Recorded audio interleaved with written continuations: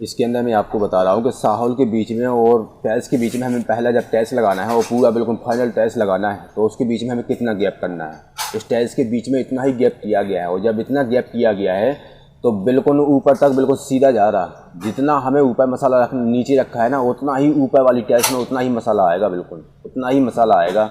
अब खुद सोचिए आप, अगर टाइल्स के ऊपर बिल्कुल बराबर मसाला आएगा तो बिल्कुल बराबर परत होगी उसकी, बिल्कुल बराबर परत रहेगी।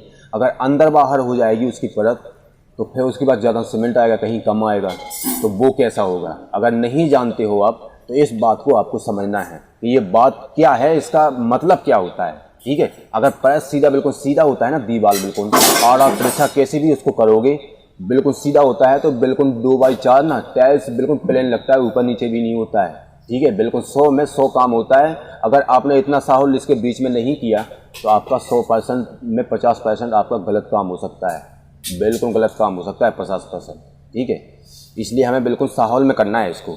और साहुल करने के पहले हमें प्लास्टर भी बिल्कुल साहुल में होना बहुत ज़रूरी है। अगर प्लास्टर आपने साहुल में नहीं किया ना तो इस तरीके से आप टाइल्स भी नहीं लगा सकते हैं।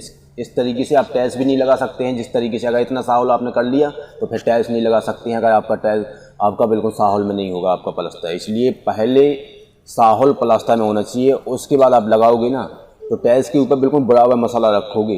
अगर साहुल में प्लास्टर होता है और टाइल्स के ऊपर बिल्कुल बराबर मसाला रखोगे, आगे के पीछे बिल्कुल चारों दिशा में आप बराबर मसाला रखोगे, उसके बाद आप चिपकाओगे तो इतना ही आपका साहुल होगा।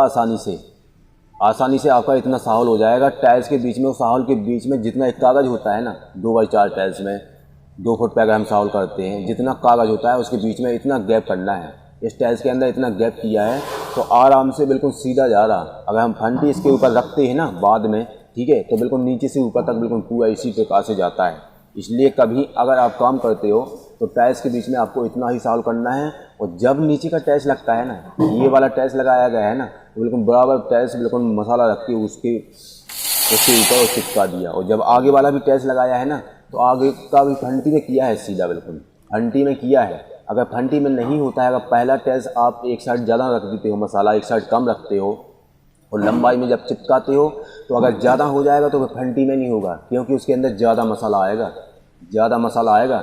अगर अंदर बाहर होगा और आपका ज़्यादा सीमेंट आएगा तो उसके अंदर आप बहुत परेशान हो जाओगे, क्योंकि अगर टाइल्स के ऊपर, बड़ी टाइल्स के ऊपर जितना ही सीमेंट बढ़ता जाता है उसका उतना ही वेट बढ़ जाता है, ठीक है। इसलिए अगर बराबर मसाला आता है तो बिल्कुल सीधा फंटी में जाता है, लंबाई में भी जाता है और चौड़ाई में भी जाता है, ठीक है। अगर नीचे का आपने टाइल्स साहुल में कर लिया तो ऊपर का भी आप साहुल में उतना ही कर सकते हो, बिल्कुल बराबर कर सकते हो। तो ऊपर का भी साहुल में जाएगा और नीचे का भी, जहाँ तक आप टाइल्स लगाओगे ना वहाँ तक साहुल में जाएगा, बिल्कुल वहाँ तक साहुल में जाएगा।